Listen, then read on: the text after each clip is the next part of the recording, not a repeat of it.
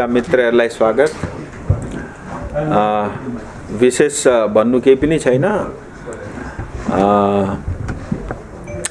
जुन प्रकारले अहिले हालैमा जिटिए चुनावको घोषणा, म यसलाई जिटिए चुनाव पनि भन्दिनँ, म यसलाई एउटा गोर्खा जातिलाई किन्ने एउटा टेन्डर बङ्गाल सरकारले जारी गरेको छ। यसलाई म कसरी हेर्दैछु भने, हेर्नुहोस्, अगर वास्तवमा पश्चिम बङ्गाल सरकार गोर्खा प्रति अथवा यो क्षेत्रको प्रति ईमानदार थियो भने आज गैर संवैधानिक गैर कानुनी जिटिए चुनाव नगरेर जसरी सिलिगुडी महकुमा परिषदको चुनाव हुँदैछ त्यसरी नै अगर ममता दिदीले दार्जिलिङ हिल्समा पञ्चायत चुनावको घोषणा गर्नु भएको थियो भने म त्यसलाई स्वागत जनाउँथे र सम्पूर्ण बीजेपी लगायत हामीहरू सबै एलायन्स पार्टीका साथीहरू पनि त्यसमा भाग लिन्थ्यौँ। किनभने पञ्चायत चुनावको खाँचो र आवश्यकता म देख्छु पनि। 2000 देखि 2022 सम्म कमसेकम 2200 करोड रुपैयाँ जुन पंचायती राज सिस्टम का अंतर्गत आएर मतलब यो क्षेत्रमा विकास कार्य हुने थियो त्यो आज रोकिएको छ। र एकपल्ट फेरि पनि जुन गोर्खाप्रति आफ्नो अडान भनौँ या एउटा व्यवहार भनौँ या एउटा नीति भनौँ पश्चिम बङ्गाल सरकारको फेरि स्पष्ट देखिँदैछ कि फेरि जिटिए चुनाव गराएर 45 सभासदलाई नोकरी दिएर 10-12 जना अरूलाई नोकरी दिएर सालमा 200 करोड रुपैयाँ पैसा दिएर यो 200 करोड रुपैयाँले गोर्खा जातिलाई किन्ने फेरि एउटा षड्यन्त्र हुँदैछ र म यसको घोर विरोध गर्छु, व्यक्तिगत रूपले पनि पार्टीगत रूपले पनि। र म एउटै सन्देश हामीहरूका सबै प्रेस मार्फत सम्पूर्ण जनता लगायत सबै पोलिटिकल पार्टीका नेतृत्वलाई पनि यही भन्न चाहन्छु, यसलाई म एउटा अवसरका रूपमा पनि हेर्दैछु र जुन प्रकारको नीति पश्चिम बङ्गाल सरकारको छ यसको सबैले मिलेर हामीले विरोध गर्नुपर्छ। अन्यथा अलरेडी हामीहरू अन्यलतामा अन्धकारमा छौँ, अझै हामीहरूको अस्तित्व मासिएर जाने मतलब पुरै प्रमाण नै छ मसँग। र म चाहन्छु मतलब यो चुनावमा जति पनि जाति प्रेमी, भाषा प्रेमी, गोर्खा प्रेमी छौँ हामीहरूले भाग लिनु हुँदैन। र एउटा अर्को पनि प्रश्न अवश्य सबैका मनमा छ कि मतलब चलो हामीहरू जिटिए चुनावमा भाग नलिउँ तर केन्द्र सरकारको चाहिँ योजना के छ, केन्द्र सरकारले चाहिँ के दिन्छ भन्ने एउटा स्वाभाविक रूपमा एउटा मनमा सबैको एउटा शंका पनि छ। हेर्नुहोस्, म स्पष्ट भन्न चाहन्छु, धेरै ऐतिहासिक भूलहरू भएका छन्। ब्रिटिस पालादेखि लिएर अहिलेसम्म हामीहरूले यो क्षेत्रमा हामीहरूबाट भनौँ, म कुनै नेताको नाम त लिन्न, तर पनि भूलहरू भएका छन्। ती सबै भूलहरू सुधार्न पनि समय लाग्छ र गोर्खा जातिले चाहेको स्थायी समाधान भनिराख्नु पर्दैन, अलग राज्य गोर्खाले नै हो र यी सबै विषयवस्तुमा समय पनि लाग्छ। यति सरल पनि छैन कि मतलब मैले घोषणा गर्दै या केन्द्र सरकारले मैले भनिसक्दा घोषणा गर्दिनँ, त्यति सरल पनि छैन। तर भए पनि एउटा पोजिटिभ के छ भने वार्ता सुरु भइसकिरहेछ, वार्ता डिस्कसन सुरु भयो, सबैले आफ्नो कुरा राम्रोसँग राखे, इन्क्लुडिङ हामीहरूका अध्यक्ष अहिले साथै हुनुहुन्छ। र जब एउटा पोजिटिभ वातावरणमा वार्ता स्टार्ट भयो, पश्चिम बङ्गाल सरकारलाई पनि त्यसको हिस्सा बनायौँ है, हामीहरूको धेरै पार्टीको रिप्रेजेन्टेटिभहरू पनि त्यसका हिस्सा थिए। तर अचानक त्यो वार्तालाई खतम पार्नका लागि, मास्नका लागि आएर एकाएक आज जिटिए चुनावमा गराउँछु भनेको यसको सबैले मिलेर विरोध पनि गर्छ। व्यक्तिगत रूपले मैले अघि पनि भने म यसको विरोध गर्छु र जो पनि एगेन्स्ट जिटिए खडा हुन्छ म त्यसका साथमा उभिएको हुन्छु। किनभने राजनीति आफ्नो जग्गा छ, तर कुनै राजनेताले गर्दा कुनै पनि क्षेत्रको या गोर्खा जातिको या कुनै पनि समाजको भविष्य अन्धकारमा जान दिनु हुँदैन। अनि एकपल्ट अगर हामीहरूले यो जुटिए चुनावमा गयौँ भने मतलब हामीहरूको मतलब आउने पिँढीले पनि हामीलाई माफ गर्नेवाला छैन र यो जातिप्रति जुन जिटिएको एउटा कलङ्क छ त्यो म एटलिस्ट म आफूमाथि चाहिँ लिन चाहदिनँ। यति नै भन्नु थियो। अरू तपाईँहरूको केही प्रश्न छ भने? राजुजी एउटा कुरा के रहेछ नि, तपाईँले भन्नुभयो नि गभर्मेन्ट अफ इन्डिया वा भारतीय जनता पार्टीका government two terms two government, तपाईँहरूको पर्मानेन्ट पोलिटिकल सोल्युसन त 2019 मा आयो। त्यो अगाडि थियो गोर्खाको जुन एउटा डिमान्ड छ त्यसलाई तपाईँ एकदम पूर्णाङ्ग दृष्टिले हेर्ने। बट यो 8 इयर टेनर्समा यस्तो के तपाईँहरू दार्जिलिङ पहाडलाई उपलब्ध गराउनु भयो तपाईँहरूको गभर्मेन्टले? न एउटा सेन्ट्रल युनिभर्सिटी दिनसकेको छ, न एउटा मेडिकल कलेज दिनसकेको छ। भएर तपाईँहरूलाई मान्छे किन ट्रस्ट गर्नु और तपाईँको यो शब्दलाई किन मान्छे विश्वास गर्नु? आपकी सरलता के लिए। देखिए, हमारा जो मांग है या हमारा जो डिमांड है या हमारा जो सपने हैं वो यूनिवर्सिटी नहीं है, वो डेवलपमेंट नहीं है, वो विकास नहीं है। और बहुत सरल है यूनिवर्सिटी देना या कोई भी डेवलपमेंट करना, हमारी वो प्रायोरिटी नहीं है और मेरी भी वो प्रायोरिटी नहीं है। ठीक है, वो एक मतलब आवश्यकता है, मैं समझता हूँ। बट आज जो पश्चिम बंगाल में विशेष करके दार्जिलिंग तराई डूवर्स की स्थिति है, मुझे लगता है हम मीडिया के साथियों को भी इसको बहुत गंभीरता से समझने की आवश्यकता है। आप देखिए, पंचायत चुनाव नहीं होता, किसी भी तरह का चुनाव नहीं होता, जीटीए जैसे एक गैर संवैधानिक जो है अनकॉन्स्टिट्यूशनल बॉडी थोपा जाता है। और आप मेरे से प्रश्न कर रहे हैं। देखिए, ये सब प्रश्न आप कभी राज्य सरकार से करिए ना, कभी मुख्यमंत्री से करिए, और या जो नेता उनके साथ खड़े हैं उनसे करिए। आप उनको ये पूछिए 2011 से 2022 11 सालों में अगर कोई जीटीए ने अपने पैसे से, अपने कानून से, अपनी पावर से अगर एक ब्रिज बनाया हो तो मुझे दिखा तो मैं मान जाऊंगा, मैं उनको खदा पहना के आ जाऊंगा। ऐसा नहीं हुआ ये कि बहुत थोड़ी लोगों की पहुंच बनी। कलकत्ता पश्चिम बंगाल सरकार के आदेश के अनुसार उन्होंने काम किया, वो मालामाल हुए। जनता अन्योलता में है और ये जनता गोरखा है, मैं उसी जात से आता हूँ और मैं ये होने नहीं दे सकता और ये होते हुए ज़्यादा लंबा देख भी नहीं सकता। मैं इससे पहले भी कहा हूँ, चाहे राज्य सरकार, केंद्र सरकार कोई भी करे, लेकिन समाधान संवैधानिक समाधान होना आवश्यक है। नहीं तो इसी तरह जो है, जब देश आज़ाद हुआ था पश्चिम बंगाल सबसे आगे था, पश्चिम बंगाल में दार्जिलिंग उससे भी आगे था, लेकिन ग्रेजुअली चलते चलते हम अंधकार की ओर जो है जा रहे हैं। मुझे लगता है इसका अंत होना चाहिए। पंचायत चुनाव के बारे में बात किया था आपने। पंचायत चुनाव तो सेंट्रल के हाथ में लटका हुआ ना। आपने 2 टायर भी करो और 3 टायर भी करो, सेंट्रल गवर्नमेंट का मतलब इशारा से तो होगा। देखिए, अच्छा गवर्नमेंट ऑफ वेस्ट बंगाल का तो 1 टायर करने का अच्छा हुआ आपने प्रश्न पूछ लिया। मैं बाई चांस मोबाइल में ही, और मुझे पता नहीं है, सपने आ रहे थे कि आप मिलोगे और पूछोगे जरूर। तो मेरे पास ये पत्र है 2020 का, डियर श्री MV राव को लिखा गया। आप चेक करना, ये पश्चिम बंगाल पंचायती राज के IAS अफसर हैं। MV Rao, additional chief secretary Panchayati and rural development पश्चिम बंगाल सरकार। ये पत्र लिखा है डॉक्टर संजीव ने, और ये भारत सरकार की तरफ से चिट्ठी है, joint secretary government of India, ministry of Panchayati राज।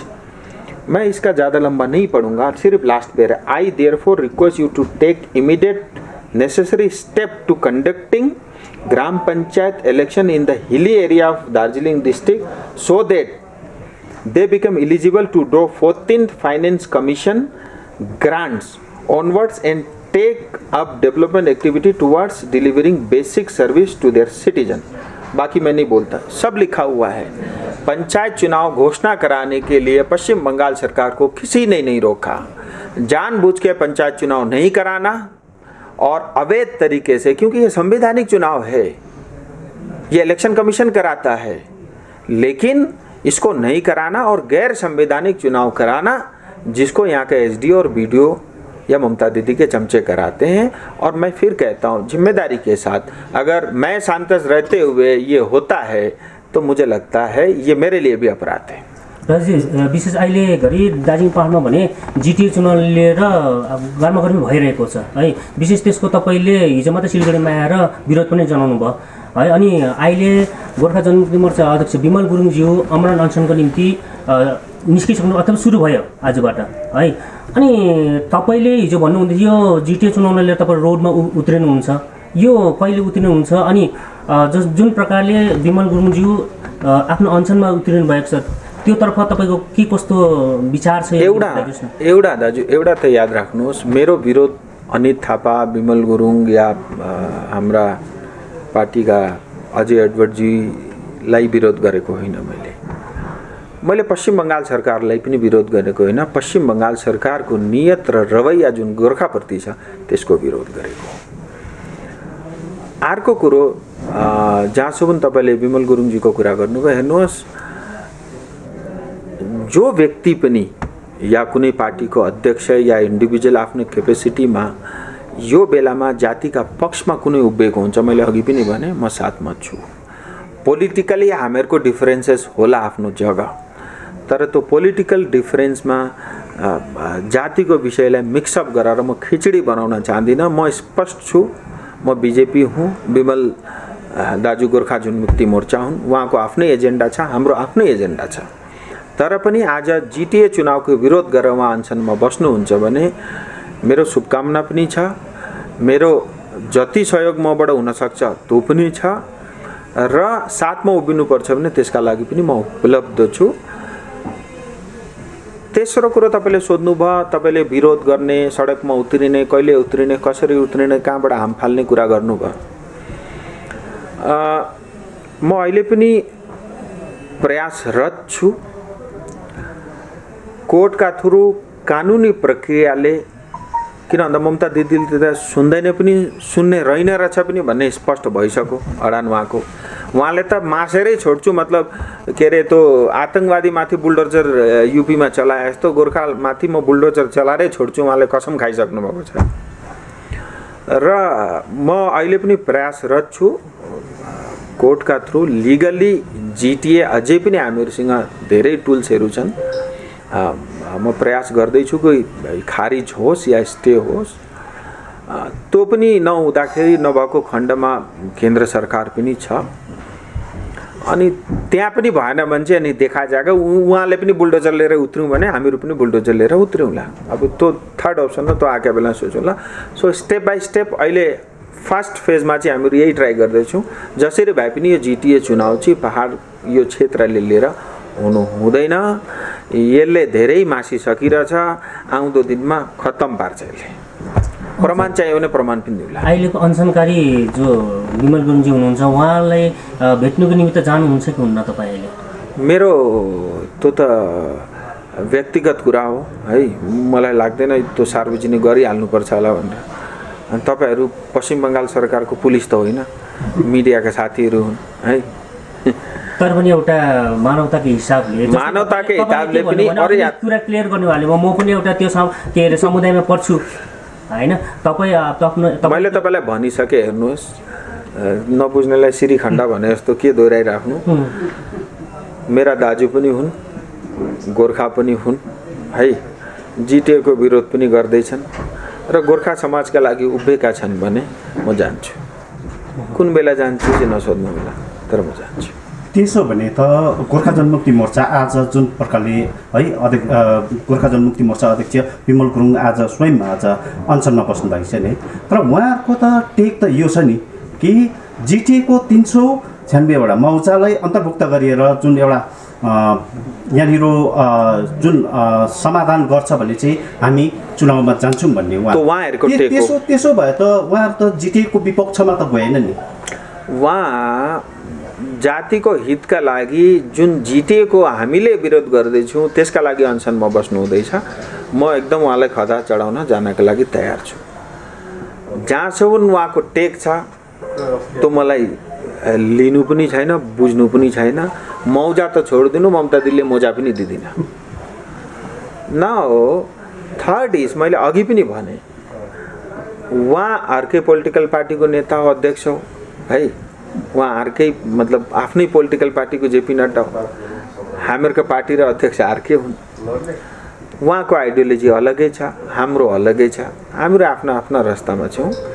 तर कुनै पनि व्यक्तिले समाजप्रति जातिप्रति राम्रो काम गर्दैछ, सायद तपाईँलाई नलाग्ला अहिले, मेरा लागि त राम्रो काम गर्नुहुँदैछ, तर म त खतरा लाउन जान त पाएँ नि त, त्यति मात्रै मेरो भनाइ। राजु तपाईँले एउटा कुरा के गर्नुभयो भने अहिले नबुझ्नेलाई त्यो होइन के जोड्नु भयो त्यहाँनिर घुर्बाको के अब तपाईँ आफ्नो कार्यमा एकदम कन्फिडेन्ट पनि देखिरहेको छौँ, तर यहाँनिर जनता त्यसै मूर्ख त भइरहेको छ। किन हेर्नुहोस् तपाईँको कार्यकाल सिद्धै नै लागिरहेको छ होइन। अब 24 लाख मोटामोटी होइन, केही भनौँ वर्ष मात्रै छ, थोरै समय छ। यो थोरै समयमा तपाईँको पक्षबाट तपाईँले दिन्छु पनि भन्दै आउनुभएको छ, तर अहिले दार्जिलिङको जनता तपाईँले भइहाल्छमा नै बसिरहेको छ।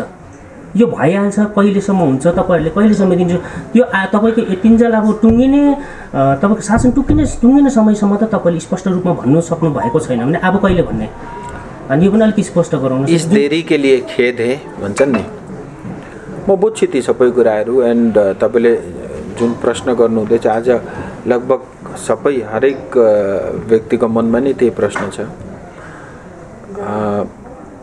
सरकारले ठानेको दिन 3, 4, 5 दिनको काम हो, तर मैले अघि पनि भने हेर्नुहोस्, हामीहरूले सायद यहाँ होइन होला, अघि प्रेसमा मैले त्यही कुरा मैले त्यहाँ पनि राखेँ, हामीहरूले मागेको कुनै जिटिए जस्तो व्यवस्था त होइन, हिल काउन्सिल पनि होइन, र भारतीय जनता पार्टीले स्थायी समाधान लेखेको र गोर्खा जातिले चाहेको भनेको अझै त्योभन्दा बढी ठुलो एउटा संवैधानिक चिज हो। मलाई थाहा छ त्यो पूर्तिका लागि कति मतलब खाना पूर्तिदेखि लिएर कति काम गर्नुपर्छ भन्ने, र समय लाग्दैछ, त्यो कुरा म पनि बुझ्छु। तर विश्वास राख्नुहोस्, अरू कसैले पनि गर्दैन, गर्ने भन्ने भारतीय जनता पार्टी हो, यही नरेन्द्र मोदीको सरकार हो, यही अमित शाहजी हो। र म पनि एउटा गोर्खा जातिको सांसद पनि हुँ है।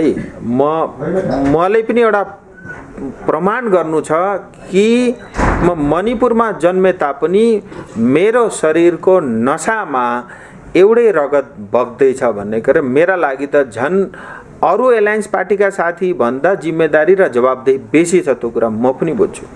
मेरो स्पष्ट अडान मैले अस्ति पनि राखेँ, अगर मेरो जातिका लागि मैले केही गर्न सकिनँ भने म धिक्कार छु यो राजनीतिलाई। राजनीति मेरो कुनै पेशा पनि होइन, विश्वास राख्नुहोस्, अवश्य हुन्छ, ठुलै हुन्छ, ठोस हुन्छ। तर अब धेरै कुराहरू सरकारले नगरिकन पार्लियामेन्टमा केही कुरा नबोलिकन मैले आएर गडाङकी गडाङमा सबै हुँ भनेर बोल्दा पनि मिल्दैन। तर विश्वास राख्नु, म त्यही त प्रयास गर्दैछु। म दिल्ली बसेर अस्ति मिलन दालाई पनि भने 3 साल भइसक्यो, झिङ्गा मार्दै बसेको त छुइनँ, केही त गर्दै। हेर्नुहोस् आज सुन मैले मतलब व्यक्तिगत मेरा लागि केही पनि मैले गरेको छुइनँ। जति पनि प्रयास गर्दैछु 5 साल मैले त्यसको बादको पनि सोचेको छुइनँ। अगर 5 साल पनि मैले मेरा क्षेत्रका लागि, मेरा जातिका लागि, समाजका लागि केही गर्न पाइनँ भने यो मेरा लागि पनि एउटा ठुलो कलङ्क हो जस्तो मलाई लाग्छ। विश्वास राख्नुहोस्, त्यही भन्न सक्छु। यस्तो कुरा भयो तपाईँको, एकपट्टि शङ्कास्पद कुरा निस्क्यो तपाईँको उत्तर है। एकपट्टि तपाईँले भन्नुहुँदैछ विश्वास राख्नुहोस्, अर्कोपट्टि तपाईँले पनि खुदै भन्नुहुँदैछ कि नभएको खण्डमा म आफ्नो यस राजनीतिक करियरलाई धिक्कार छु। त्यो होइन, त्यो रबर जस्तो यसरी नतान्नु कि मैले तपाईँलाई भनेको कुरा बुझ्नु। मैले भन्न खोजेको म विश्वास छ। हेर्नुहोस्, जब आदमी कन्फिडेन्ट हुन्छ नि तब मात्रै बोल्छ, चोरले बोल्न सक्दैन। बुझ्नु नि, मलाई थाहा छ। मतलब मेरो आवश्यकता यो राजनीतिमा गोर्खा जातिका लागि कति छ भन्नु त भन्नु हुँदैन, ठुला कुरा गरेर यस्तो हुन्छ। तर म भर्खरै एउटा कार्यक्रममा पनि गएर आएँ, मेरो जातिले जब तक न्याय पाउँदैन तब तक म राजनीति गर्छु भनेर त्यहाँ आएँ। तर दुईटै कुरा अलग अलग भन्दै छुइनँ। मलाई विश्वास छ त्यो पार्टीले मलाई त्यति त भनिदिरहेछ होला नि, म गर्छु नआत्ति भनेर। 24 घण्टा गृहमन्त्रीको आगेपछि हिजो अस्ति पनि घुमेँ, तपाईँले देख्नुभयो, घुमिरहेको छु। चुप लागेर त बस्दिनँ नि सर, म त बस 2 साल कसरी निकाल्दो, म त भाग्छु त भनेर बस्दिनँ होला नि। सो विश्वास राख्नुहोस्, मतलब भारत सरकारभन्दा ठुलो केही पनि होइन। अनि यो सरकारले ठानेको कुरा गरेको छ, हामीहरूकोमा समय लाग्दैछ, किनभने त्यति इजी पनि छैन। हेर्नुहोस् है। यो भारतका लागि कश्मीर हो भने पश्चिम बङ्गालका लागि यो पनि आफ्नो आफ्ना एउटा कश्मीर जस्तो सिचुएसन छ दार्जिलिङको। सो त्यही भएर समय लाग्दैछ, धेरै अध्ययनहरू चल्दैछन्, धेरै व्यक्तिहरूले आफ्नो त्यसमा इन्भल्भ पनि छन्, धेरै मसिनरीहरूले काम पनि गर्दैछन्। अब त्योभन्दा अझै खुलस्त के भन्नु। राजुजी तपाईँले भन्नुभयो नि केही टाइम लाग्दैछ, 24 को अगाडिसम्म टाइम लागोस् त्यो फुलफिल हुनको लागि। तपाईँले त्यो टाइम त ठिकै छ, तपाईँ जनतासँग मागिराख्नु भयो। त्यो अगाडिको कुरो के आउँदैछन्, एडुकेसन इन्फ्रास्ट्रक्चरको लागि एउटा सेन्ट्रल युनिभर्सिटी तपाईँले किन प्रयास नगरेको दार्जिलिङको लागि? किन तपाईँ एउटा एमपी आज तपाईँ विभिन्न यार दादा एक बात बताओ, रट के ही आए हो आप तो। मैं एक बात बताता हूँ, आप मेरे से सेंट्रल यूनिवर्सिटी पूछ रहे हो, वो तो मैं कर ही रहा हूँ, ठीक है। मैं अभी आपसे पूछता हूँ, बंगाल सरकार को केंद्र सरकार ने ये कहा कि आप दोनों मेडिकल जो आपके जो अस्पताल है दार्जिलिंग कालिम्पोंग, उसको मेडिकल कॉलेज में अपग्रेड करो, क्यों नहीं किया? आपने तो कभी नहीं पूछा। पश्चिम बंगाल सरकारी यूनिवर्सिटी से चला आपको ज़्यादा लगाव है, मुझे लगता है आपको वहाँ से आपको डिग्री लेना होगा, मैं समझ सकता हूँ। दीदी ने तो यूनिवर्सिटी खोलने के लिए घोषणा भी कर दिया, एक अपॉइंट भी कर दिया वीसी को। कहाँ है? मैं तो खोज रहा हूँ, मिल नहीं रहे। मुझे लगता है ये सब बेकार की बातें, कोई दम नहीं है। असली बात ये है कि हमारी समस्या उससे कई बड़ी है, उसका समाधान पहले होना है। मैं एम्स भी लाऊंगा, यूनिवर्सिटी भी लाऊंगा, हाई कोर्ट भी लाऊंगा, और कौन कौन सा कोर्ट चाहिए सब लिख के तो मैं सब लाऊंगा। विष्टजी, यो टिपिएसलाई लिएर पहिलो वार्ता त भइसक्यो र दोस्रो वार्ता अहिलेसम्म पत्तो छैन नि, यो किन विलम्ब भइरहेछ? यहाँनिर धेरै जनताहरू अन्यलमा छन्। होइन, दुई खेप यस बिचमा कि म एउटा कुरो स्पष्ट अझै बताऊँ, दुई खेप यस बिचमा पश्चिम बङ्गालसँग पनि बात भयो है। उहाँहरूलाई पनि समय हामीहरूले माग्यो, किन भन्दा लास्ट मिटिङमा हामीले सबैले आफ्नो कुरा राख्यौँ। पश्चिम बङ्गाल सरकारको भने एउटा रिप्रेजेन्टेटिभ खानापूर्तिका लागि त पठायो एउटा क्लर्कलाई, क्लर्क त भन्नु हुँदैन, एउटा मतलब अफसरै थिए, ऊ दिल्लीमा बस्छन्, जति पनि आफ्नो आफ्नो स्टेटको भवन हुन्छ उहाँको रिप्रेजेन्टेटिभ हुन्, आइएसै हुन्। तर जे भने पनि उहाँले मतलब बोल्ने काम त गरेन, खालि खानापूर्ति लेख्ने काम मात्रै गरे। र हामीले एउटा कुरो बुझ्यौँ कि पश्चिम बङ्गाल सरकार खालि सुन्न आएको भनेर। यो पालिका वार्तामा हामीहरू चाहन्छौँ पश्चिम बङ्गाल सरकारले पनि मुख खोलोस् भनेर। सो त्यसै प्रतीक्षामा हामीहरू छौँ। मतलब अहिले चुनाव आउँदैछ, म त्यो कुरा भन्न सायद उचित हुँदैन होला, तर चाँडै नै यस विषयमा गृहमन्त्रीले निर्णय गर्नुहुन्छ। एउटा मौका अझै पनि दिन्छु है। फाँसी कसैले लगाउन जाँदैछ भने त्यसलाई पनि आखिरी हिस्सा सोध्ने छ नि चलन। अझै पनि एउटा प्रयास हुन्छ, आए पनि ठिकै छन्, आएनन् भने त्यसका बादमा जे घोषणा हुने हो त्यो घोषणा हुन्छ। कहिलेसम्म चाहिँ पक्ष वार्ताको गाह्रो हुन्छ नि हौ तोकेर बोल्दा राजनीतिमा, तर चाँडै हुन्छ। अनि यो त तपाईँहरूको आश्वासन नै मात्रै रहिरहेछ नि। पछिल्लो समयदेखि बिजेपीले आश्वासन मात्रै, गोर्खा जातिमा आश्वासन मात्रै दिइरहेको छ भन्ने आरोपहरू छन्। चलो तपाईँले भनेको कुरा माने, आश्वासन दिइरहेको छ, तर कसैलाई मारेको त छैन। तर आश्वासन बाहेक केही पनि दिनु सकेको छैन भन्ने छ। अब त्यो दिएका दिन तपाईँले सोध्नु, त्यस दिन तपाईँको क्वेसनको उ त नै चेन्ज हुन्छ। नपाउन्जेल त स्वाभाविक हो है। तपाईँ जस्ता धेरै अरू पनि बुद्धिमानी व्यक्तिहरू छन् जसका मनमा यो स्वाभाविक कुरा आउँछ।